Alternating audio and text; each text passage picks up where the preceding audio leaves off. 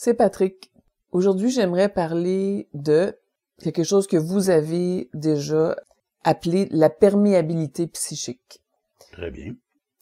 Voulez-vous que je donne un peu plus de détails ou vous... Bien sûr, allez-y, je vous écoute. Mais par là, j'entends le ressenti d'influence sur les émotions par rapport aux autres personnes qui sont autour de nous, souvent par rapport à des choses, pas nécessairement à des gens, mais une ambiance ou quelque chose qui change notre état intérieur. Très bien.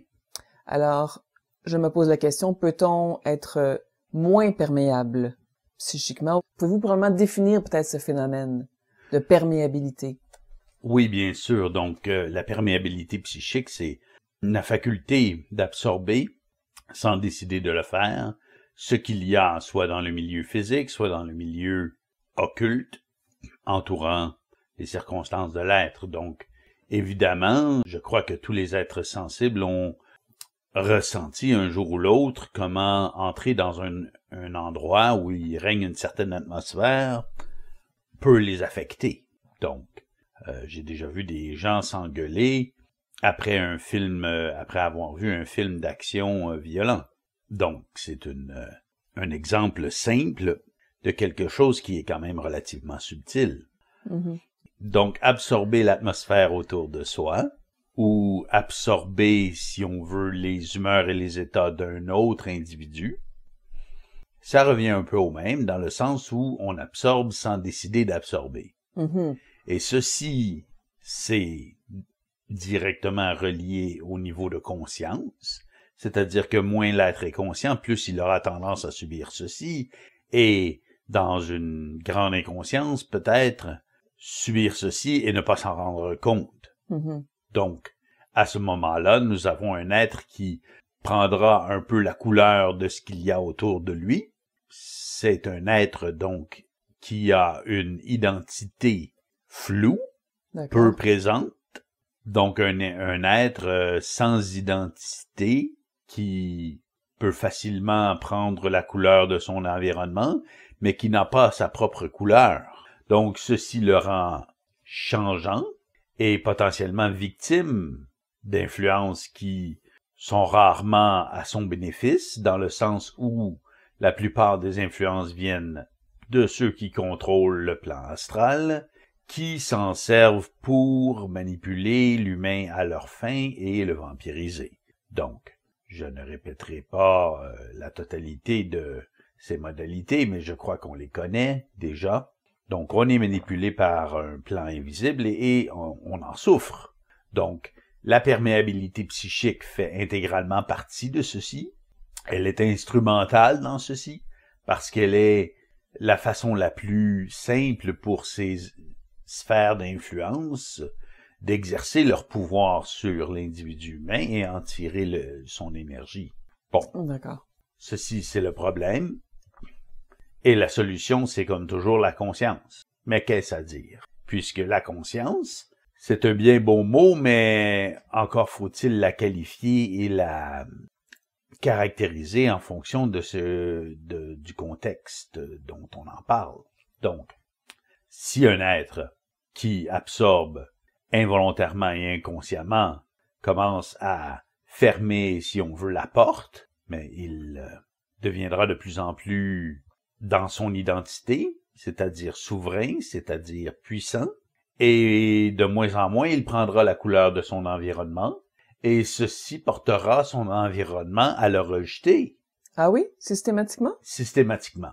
OK. Et ceci, c'est parce que l'environnement de l'humain est astralisé. Que voulez-vous? Mm-hmm. L'influence du monde de la mort, elle est partout. Elle est partout. Donc, dans toutes les industries, dans toutes les institutions, dans tout. Donc, nous vivons dans le monde des morts et non le monde de la mort. Nous vivons dans le monde des morts parce que le monde de la mort influe énormément sur notre monde. Ah, d'accord. Donc, ça devient le monde des morts vivants, mais des morts quand même. Et puis, donc, étant dans une soupe mortuaire, l'humain qui cesse d'absorber cette soupe devient un peu plus vivant, un peu plus puissant, mais aussi un peu plus monolithique et un peu moins victime de son environnement, un peu moins caméléon, et il ressort de plus en plus. Donc, ressortant ce que les forces anti-humaines ont comme réaction, c'est de tenter de le ramener au pas, de le négocier pour qu'il apprenne à se laisser emberlificoter par toutes ces ordures et qu'il perde son identité à nouveau. Mais évidemment, ce qu'un individu a de plus précieux, c'est son identité. Donc, un être qui commence à avoir de l'identité ne veut jamais s'en séparer. Parce que qu'est-ce qu'on a de plus précieux que ce qu'on est? Évidemment, il ne peut y rien avoir de plus précieux. Seuls les êtres qui ne sont rien, c'est-à-dire qui n'ont pas d'identité, peuvent prioriser d'autres choses au-dessus de leur identité qui est zéro. Oui, d'accord. Mais dès qu'un être commence à développer de l'identité, il sera rejeté de son environnement et souffrira, certainement, puisqu'il est déchiré entre son passé où il souffrait moins, mais n'avait pas d'identité, et ayant un peu d'identité, il ne veut surtout pas négocier sur ce point, et il est prêt à faire tout ce qu'il pourra pour plaire à ceux qui, au fond, ne le lui diront pas, mais il voudrait qu'il abandonne son identité. Donc, il sera prêt à tout faire pour eux, sauf abandonner son identité, et c'est précisément le but que les autres cherchent dans leur manipulation, à négocier sur, justement, ce point. Mais, on se retrouve dans cette situation parce qu'on absorbe, et l'humain absorbe énormément. L'humain est une véritable éponge astrale, donc, il est extrêmement perméable en général, et étant si perméable, ben, il est influençable, donc, même les gens qui croient qu'ils sont peu influençables regardent la télé et on leur dit, répète la même nouvelle 40 fois en une semaine et ils commencent à se dire que ça doit être vrai. Donc, il y a énormément de tels phénomènes dans notre société où on répète et puis même un être qui au début était très cynique relativement à ce qu'on répète peut, s'il perd son cynisme, absorber et finir par y croire. Donc la croyance est au cœur de cette perméabilité, c'est-à-dire que croire, c'est adopter par perméabilité une notion qui vient de l'extérieur. Ah, d'accord. La croyance vient toujours de l'extérieur, donc elle est absorbée par inconscience. Donc, bon, on peut absorber une croyance à l'université, il y en a beaucoup à l'université, il y a peu de savoir et énormément de croyances. Donc, on va à l'université, on va à l'école en général pour absorber de la croyance et subir l'influence subliminale de ceux qui nous donnent ces croyances. Donc, ça commence très tôt, c'est-à-dire que un enfant qui aurait l'occasion de développer par lui-même son propre savoir, développerait par lui-même son propre savoir. C'est-à-dire que pourquoi ça semble être un truisme, c'est que un enfant, ça veut toujours apprendre. Mais on utilise un seul terme pour apprendre à savoir et absorber des croyances. Mais ce n'est pas le même processus. Et donc, si on laissait un enfant découvrir par lui-même, il développerait son propre savoir. Mais à la place, on l'envoie à l'école et on l'entraîne à être un absorbeur très performant. Et ceci, je parlais d'influence subliminale, mais ceci a une influence subliminale sur l'individu qui devient conditionné à être un bon absorbeur. Bon, il y a différents niveaux. Donc, dans la construction, on est moins bon absorbeur parce qu'on va pas à l'école très longtemps et on se met à taper sur des clous à longueur de journée. Donc, on n'apprend pas à être aussi performant dans l'absorption des croyances que, par exemple, un médecin, qui est le niveau le plus élevé d'absorption de croyances qui existe à peu près dans notre société. Donc, les plus capables, si on veut, d'absorber des croyances deviennent médecins et les moins capables font des travaux manuels. Mais ceci, ce n'est que la capacité d'absorber n'importe quoi. Et donc, ce n'est pas nécessairement une qualité. d'être capable d'absorber n'importe quoi. En fait, c'est plutôt le contraire. Donc, allez-y. Vous semblez faire une équivalence entre, disons, un niveau d'instruction plus élevé, donc une capacité d'absorber davantage, de tomber dans les croyances davantage, et à l'opposition, une instruction moins élevée et une capacité d'absorber et de tomber dans les croyances moins élevées. Oui, mais disons que c'est une équivalence comment dire, pas exagérée, mais un peu stéréotypée, dans le sens où il se peut qu'il y ait des individus qui refusent tout simplement d'absorber, même si ils auraient la capacité d'être des astronautes ou des médecins. Donc, cela peut arriver, mais c'est vraiment tout à fait hors norme. Bon. Tout ceci pour en revenir au fait que l'absorption se fait chez l'individu inconscient. Plus on est conscient, moins ça nous intéresse. Et moins on le fait, puisque, étant conscient, on réalise que la croyance est toujours un tort. C'est toujours un mal, donc on en veut de moins en moins, et donc lorsque l'individu s'approche de l'évolution, il commence déjà à être un peu au parfum dégoût de la croyance en général. Donc, il n'aime pas trop ce parfum, il veut se tenir loin de la croyance, il commence à être allergique, si on veut, à la croyance, et ça l'énervera, donc un être qui n'est pas conscient, mais qui s'approche de sa conscientisation, lorsque l'humain inconscient arrive vers lui et tente de l'indoctriner ou de l'influencer à absorber des croyances, l'individu qui s'approche de son évolution aura tendance à dire « non merci ».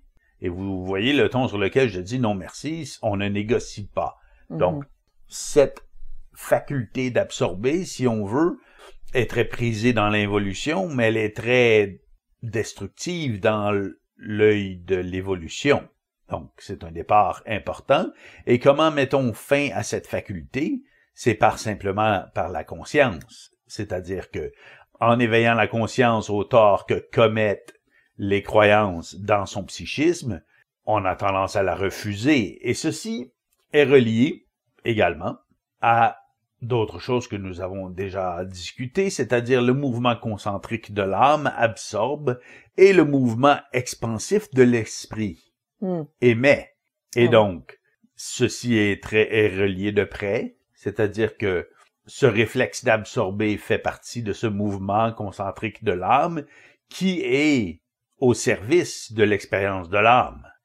Bon, nous parlons d'êtres qui se rapprochent de leur évolution, donc d'êtres dont l'expérience de l'âme semble tirer à sa fin, donc d'avoir donné lieu à suffisamment de perfectionnement de l'âme et du psychisme pour que la cessation de ce mouvement commence à se faire sentir, c'est-à-dire le mouvement concentrique de l'âme donne des hauts le cœur, si on veut. C'est-à-dire qu'on est saturé, l'âme a absorbé, la conscience commence à s'éveiller sur le tort que crée cette absorption continuelle et habituellement involontaire, et vise à cesser ce mouvement. Et donc, c'est dans cette coordination, si on veut, entre l'ego et l'esprit, que peut s'amorcer l'inversion du mouvement concentrique de l'âme en mouvement expansif de l'esprit, à travers l'éveil de la conscience qui dit « Mais pourquoi j'absorbe tous ces trucs? Mais je n'en veux plus, je n'en ai pas besoin et tout ceci m'énerve parce que ça entre en conflit avec ce que je suis. » Donc, réalisant ceci, dans sa conscience, l'être commence déjà à s'unir un peu à son esprit puisque son identité réelle n'est réelle qu'en conjonction avec son intelligence, c'est-à-dire son esprit, qui est le corps qui véhicule cette intelligence. Donc, le corps de cette intelligence, c'est son esprit. Et l'être, donc, commençant à s'unifier à son esprit, c'est là que son identité commence à exister ou à être créée. Et c'est là que le mouvement concentrique de l'âme peut devenir énervant et tomber sur les nerfs, puisqu'on dit « Mais pourquoi je me laisserais négocier lorsque je sais au fond de moi ce qui est? » Alors, sachant au fond de lui ce qui est, Il refuse les croyances. Donc, c'est là que peut commencer l'évolution. Et l'évolution procède principalement au début par la révocation des croyances. C'est la première chose qu'un psychisme en évolution fait, c'est qu'il révoque, conteste et détruit la croyance. Ça semble effectivement logique comme point de départ, si on peut dire. C'est intéressant, très intéressant ce que vous dites, parce qu'au départ, moi, je concevais cette perméabilité par rapport plutôt à un ressenti émotif, disons une baisse de mon état intérieur, une transformation vers un état vraiment désagréable, mais sans que je puisse nécessairement identifier ce qui a amené ce changement intérieur. Mais là, je vois que aussi c'est le même processus, ce processus de changement intérieur est aussi le même processus qui amène à absorber des croyances ou à tomber dans des croyances. C'est seulement... Absolument.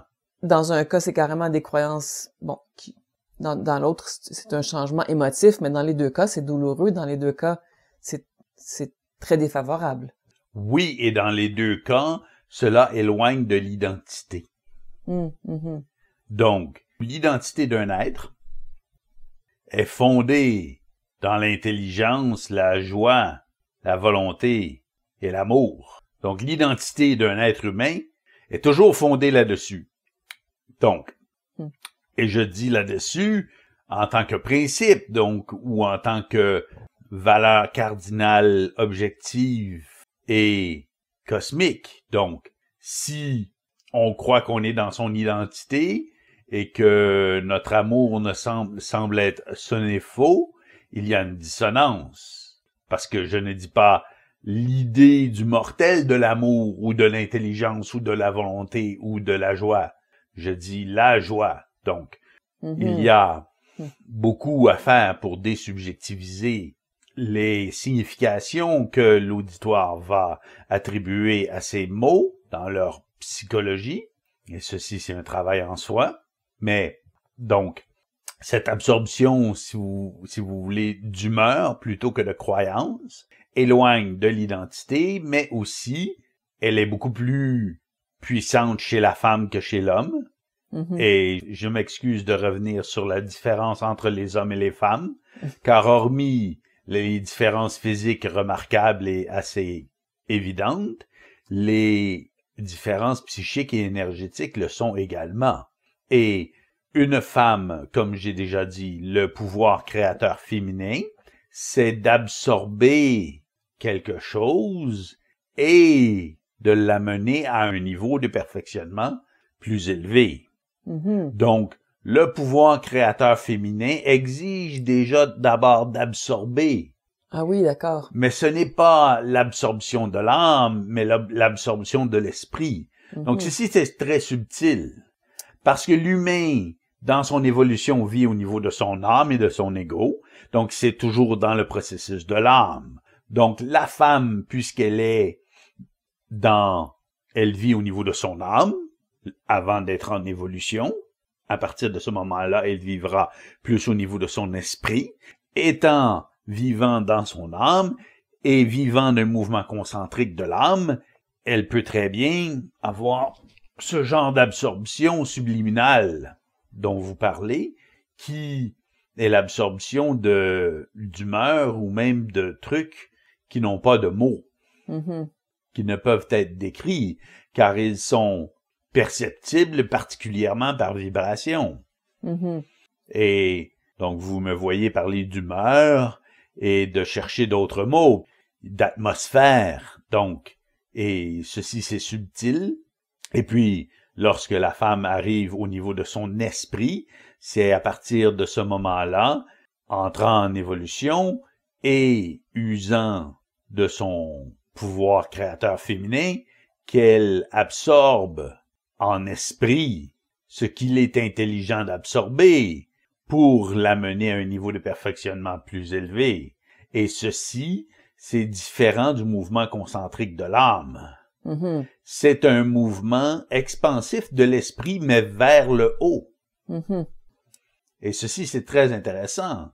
Un mouvement expansif de l'esprit vers le haut, un mouvement ascendant, est diamétralement opposé au mouvement expansif de l'esprit masculin qui est de descendre un principe, Mhm. comme nous avons déjà mentionné récemment. Oui. Bon, nous ne reviendrons pas nécessairement sur toutes les différences Mhm. hommes et femmes, mais c'était intéressant de remarquer la particularité du mouvement concentrique de l'âme et sa ressemblance avec le pouvoir créateur féminin qui, tout de même, se produit à un autre niveau. Mhm.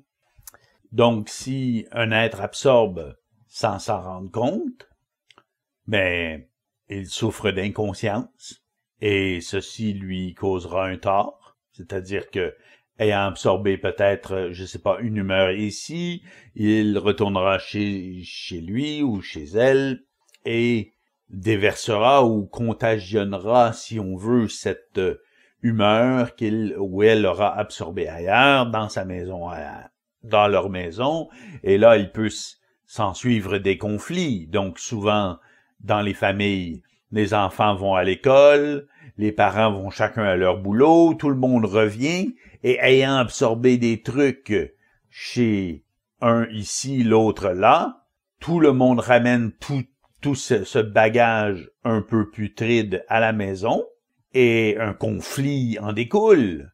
Et puis, les humains étant inconscients, ils se jouent des jeux de pouvoir et de manipulation à partir de ce matériel qui ne fait même pas partie du potentiel de chacun de ces individus.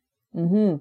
Donc, ceci, c'est important à remarquer, et c'est une clé pour les êtres qui se dirigent vers le début de leur évolution, c'est-à-dire de remarquer quand une dissonance apparaît et potentiellement identifier d'où elle provient, puisque si on est déjà sensible, même inconscient, mais on connaît déjà un peu, sans s'en rendre compte, la vibration de l'autre, et lorsque l'autre nous apparaît quelque peu changé, on peut bien le voir. Moi, Mhm. ma femme, pendant longtemps, lorsqu'elle allait dans sa famille, elle revenait changée. Et je lui disais, mais dans quel rôle tu t'es mise? Parce que là, tu gardes les habillements de ce rôle. Tu n'as pas à garder ces fausses robes. Ce n'est pas toi.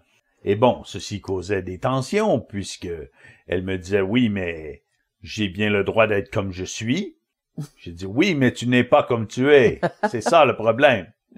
Bon, on trouve ça rigolo, mais c'est le genre de truc qui peut causer passablement de difficultés dans la vie de tous les jours, dans la famille, le couple, puisque les gens, lorsqu'ils arrivent chez eux après les épreuves difficiles de la vie professionnelle ou d'étudiants ou de peu importe, ils arrivent en famille et au lieu de que ça soit la joie, c'est encore des coups de hache à donner, idéalement dans l'invisible, Oui. et non pas sur la table de salle à dîner.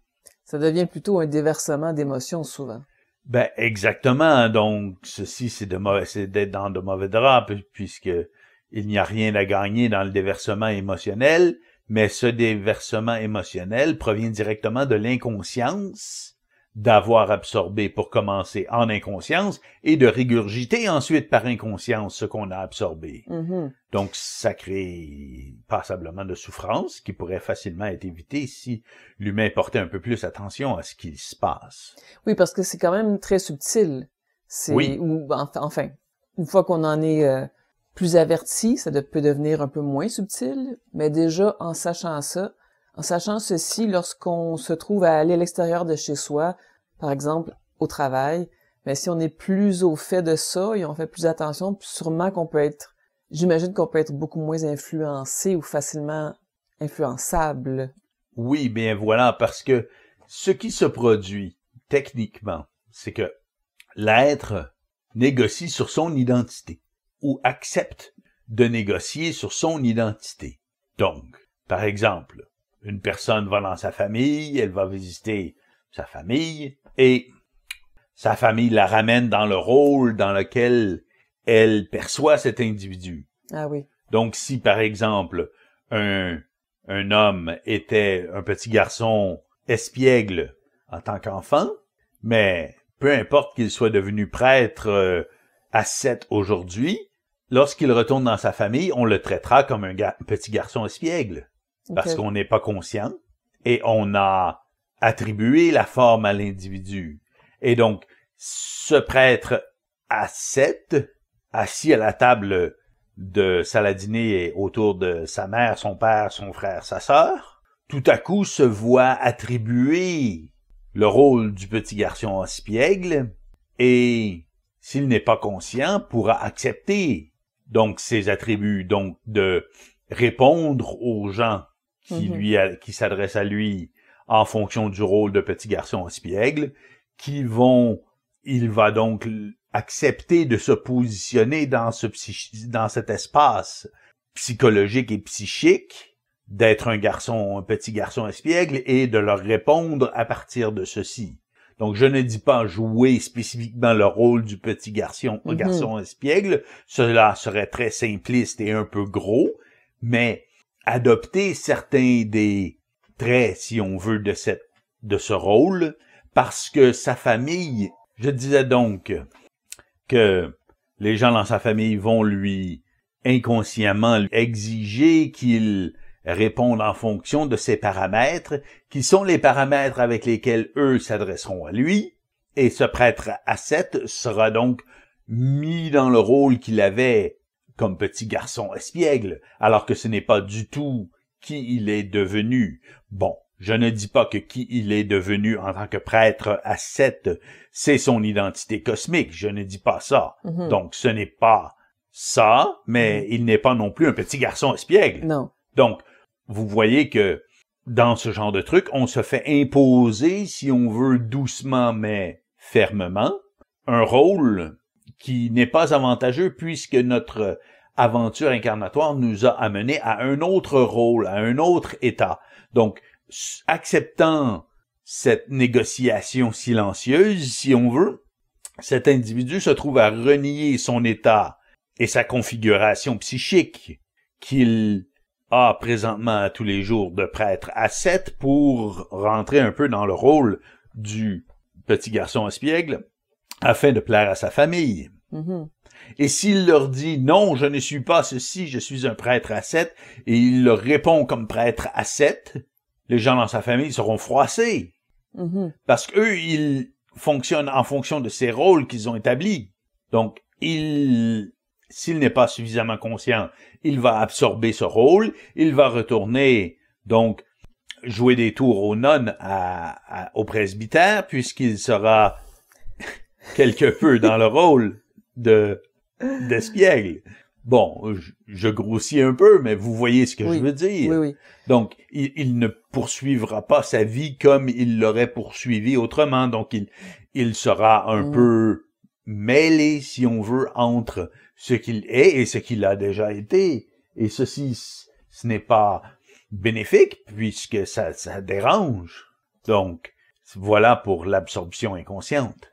Mais la famille est certainement l'unité de laquelle il est le plus difficile de se sortir d'une certaine façon.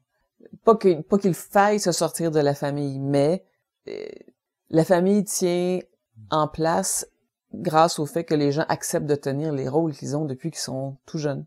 Précisément.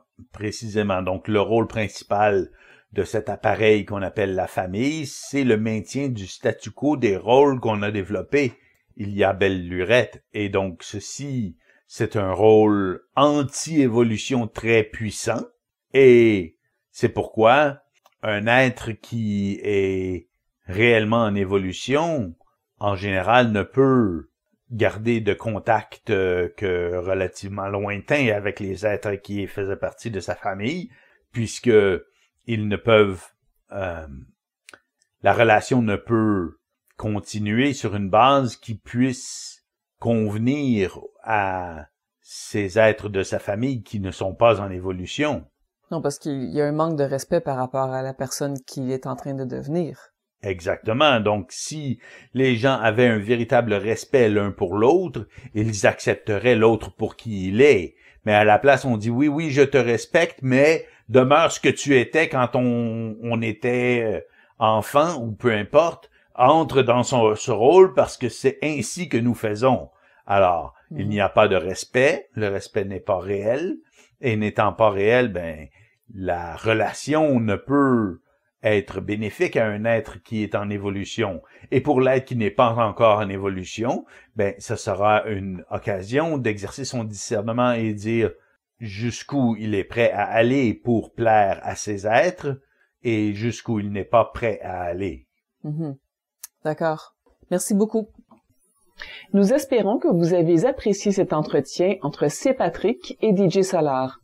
Visitez notre site web à révolutiondesprit.com pour en savoir plus sur notre outil Science, la révolution de l'esprit et pour découvrir d'autres entretiens audio disponibles seulement dans notre boutique en ligne. Pour tout autre renseignement, consultez les liens se trouvant dans la description sous la vidéo. Merci.